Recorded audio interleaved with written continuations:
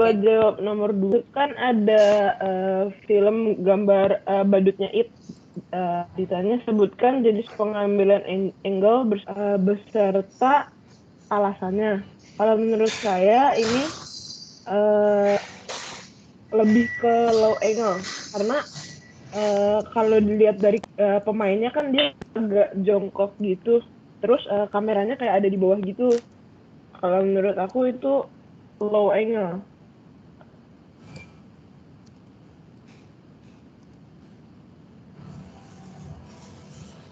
Oke, udah nih kan? Udah. Ya, kelompok bagaimana? Sesuai yang dimaksud nggak dengan pertanyaan itu? Pas sih, tapi penjelasannya kurang banyak.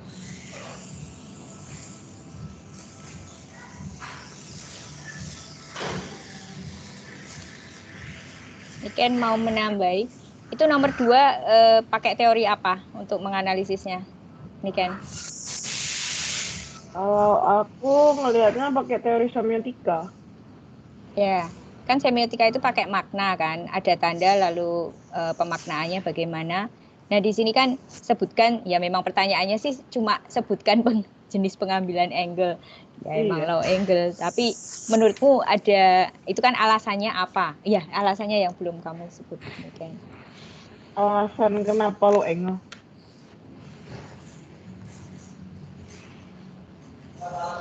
Ini alasan kenapa dia pakai teknik low angle atau? Iya. Ya kan kamu ini kan sebutkan jenis pengambilan. Nah, jenis pengambilan angle-nya apa? Kemudian alasannya apa? Oh, kan kalau karena ini alasannya karena kan dia film horor ini tuh It. Jadi dia tuh kayak ingin memperlihatkan bahwa badutnya tuh situ sebagai hantunya tuh kayak dominan gitu. Jadi kayak dia tuh punya apa ya istilahnya kayak efek yang lebih menyeramkan, lebih dominan. Kalau menurut aku itu. Ini suaraku masuk gak sih? Masuk. Oh, kelompok langsung merespon ya supaya kita tahu. Atau kelompok ada yang open mic terus supaya ada responnya. Oke, masuk. Nah, kelihatan kamu. Pakai topi. Jadi rapi pakai topi. Oke, lanjut. Iya. Terima kasih. Ya. Gimana kelompok? Vanessa.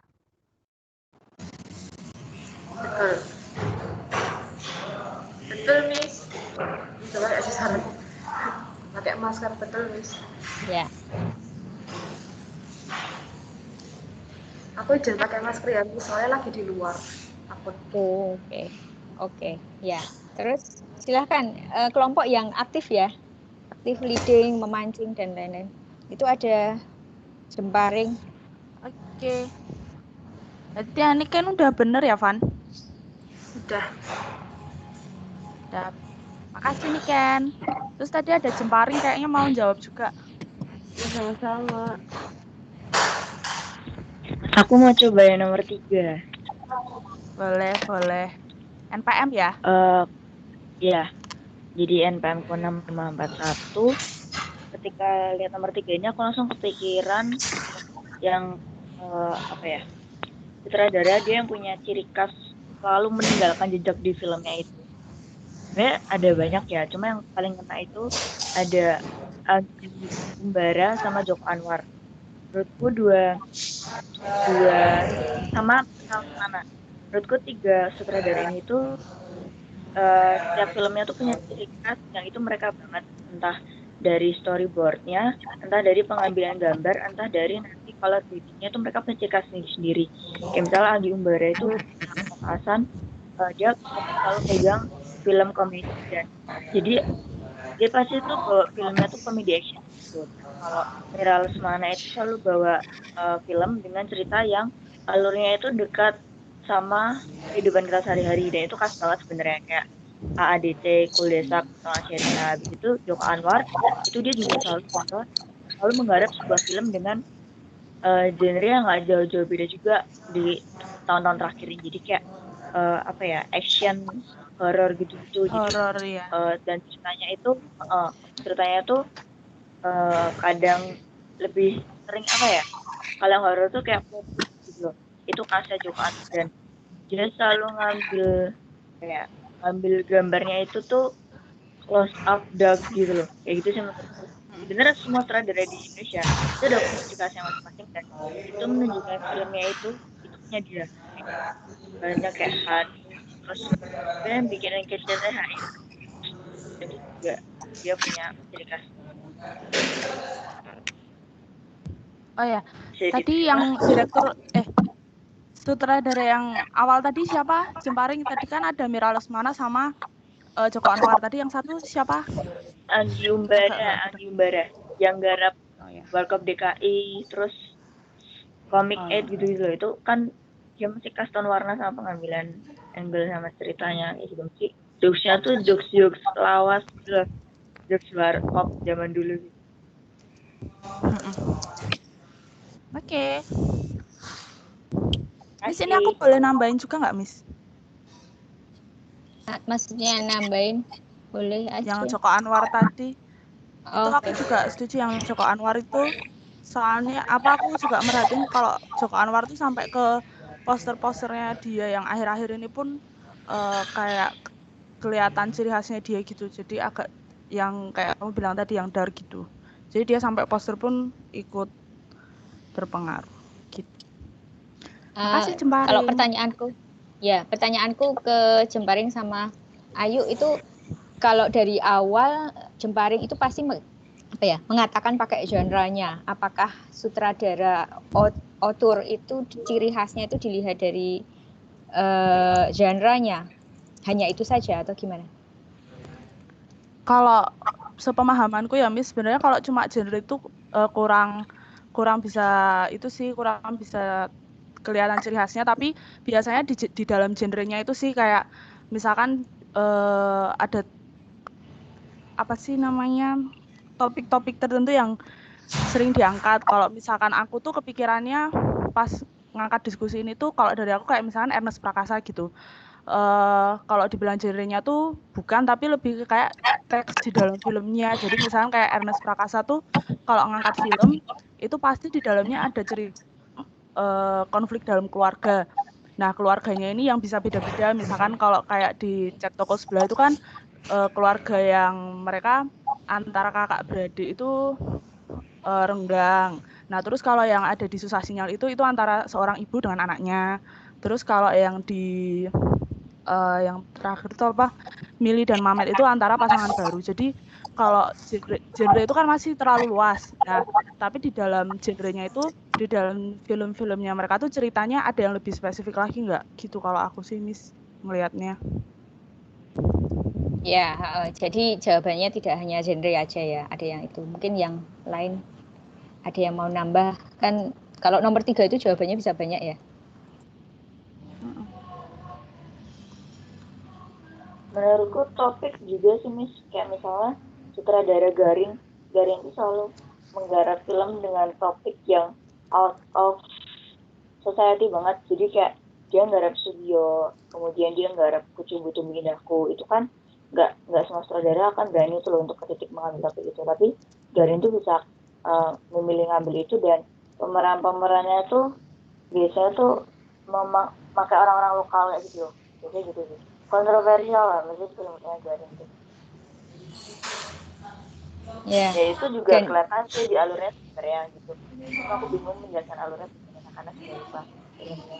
Nah itu, ya jadi biasanya kalau filmnya Garin itu orang bilang, oh yang nggak jelas itu ya, kayak gitu kan. Kayak judul Daun di Atas Bantal gitu, nggak ada foto atau scene daunnya aja. Mungkin cuma sekejap, kemudian apalagi Cinta Dalam Sepotong Roti itu kayaknya yang main Dian Sastro juga. Bukan, Pasir Berbisik Pak ya. Nah itu kan puitis ya, pasir berbisik. Wah, kenapa ada itu? Emang kalau orang mengatakan oh Garin, film yang nggak jelas itu. Nah itu sebenarnya udah auteur ya, udah membuat ciri khas. Oke, silahkan lagi. Ini kok sepi-sepi aja, nggak ada yang raising hands. Tadi tuh kayaknya ada deh Miss, tapi aku nggak sempat nyatet.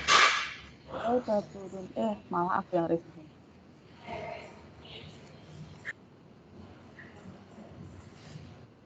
Atau enggak sutradara Ayo, Inggris Mas. juga enggak apa-apa sih.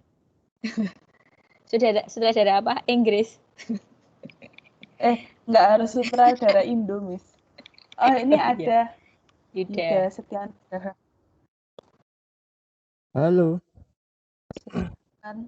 Halo, halo, aku NPR. mau 6506. Halo, suara aku masuk nggak ya? Iya, masuk. Masuk. Oke, aku mau nambahin buat yang nomor 3 aja yang sutradara autor di Indonesia itu ada satu. Dulu mereka ini duet, tapi sekarang mereka sudah pisah. Itu ada Mo Brothers, Imo sama Kimo. Kalau tadi Garin terkenal filmnya nggak jelas, kalau mereka berdua tuh terkenal filmnya tuh sadis. Jadi film debut mereka Rumah Dara itu jadi salah satu thriller paling sadis di Indonesia. Terus kalau nggak salah mereka juga menyutradarai film judulnya Killers yang kerjasama sama Nikasu Jepang itu. Lalu paling terbaru karena mereka berdua udah pisah, si Timo itu sutradaranya Sebelum Iblis Menjemput, kalau si Kimo itu menyutradarai itu Ratu Ilmu Hitam. Jadi mereka berdua itu terkenal dengan istilahnya horror thriller mereka gitu yang kadang-kadang dianggap terlalu sadis. Jadi trademarknya mereka itu terlalu sadis kayak gitu sih. Oke. Maksudnya Yuda, berarti mereka konsisten ya si Timo sama siapa? Iya. Iya. Timo. Mereka konsisten setelah berpisah gitu, mereka konsisten. Jadi filmnya tuh sama-sama tetap sadis gitu. Maksudnya mereka berdua itu memang mencemplungkan diri ke dalam genre itu. Jadi kayak kalau udah ngomongin thriller, kalau nggak Timo, ya Kimo gitu. Yang paling bagus di Indo, thriller. Ya, kita menghindari pakai genre ya. Kamu mengatakan sadis, itu sejauh apa sih sadis? Mungkin sebentar. Sebentar Yuda, kan ada thriller. Terus kamu bilang thriller itu kalau di sini tak lihat ada iblis, ada mana aja ya. Kayaknya kan horor, tapi ini apakah horor thriller atau hanya thriller aja atau kemudian yang kedua tentang sadisnya itu sejauh apa? Oh ya, yang saya tangkap sih sadis itu selalu ada di semua film mereka. Tapi kalau soal thriller itu mungkin tadi saya salah sebut karena thriller itu tuh paling kental ada di film mereka yang paling pertama, Rumah Dara. Itu ceritanya tentang kayak pemuja, kayak mereka ada satu sekte iblis gitu, Miss. Terus mereka ini nangkep istilahnya jebak orang buat masuk ke rumah mereka. Terus nanti orang-orang itu tuh dibunuh, terus sebagian organnya mereka makan, sebagian organnya dijual gitu. Itu sebenarnya saya agak kalau Miss tadi mancing itu thriller atau bukan, saya jadi bingung sih karena itu nyangkut ke hal yang supernatural ternyata. Tapi yang saya tangkap adalah mereka selalu konsisten dengan kesadisan itu. Kayak orang diikat, habis itu mulutnya dilakban terus dipakein gergaji mesin, terus kayak orang diikat terus ya diapain, pokoknya film mereka tuh sadis itu selalu ada di dalam film mereka gitu, Miss. Kalau mungkin kalau imannya nggak kuat gitu nonton film mereka gitu setengah itu udah mual dan lain-lain gitu. Imannya nggak kuat. Ya, jadi sadismenya lebih ke tidak normal ya. Kayak misalnya pakai gergaji, kemudian hal yang lain kan harusnya gergaji itu untuk bukan untuk manusia, tapi ini di sini.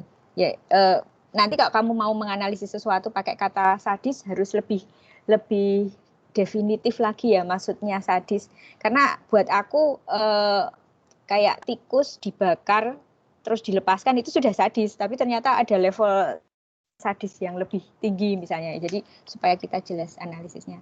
Thank you Yuda. Lainnya siapa nih? Perempuan tanah jahanam sadis banget. Siapa? Damara, Rara. Oh iya, Damara boleh. Oh ya, oke. Nyambung yang tadi soal Joko Anwar itu, Miss, berarti kalau misalnya sutradara ditentukan aktor kan tadi nggak hanya melulu soal genre. Nah, tapi berarti maksudnya reason untuk dia menjadi atau dapat disebut sutradara gimana tadi? Author itu tadi. Author. Nah, itu maksudnya bisa macam-macam ya. Maksudnya bisa jadi dia author karena genre-nya, author karena apanya gitu. Karena kalau aku pribadi lihat kayak Joko Anwar, dulu sempat diskusi juga sama temanku, ada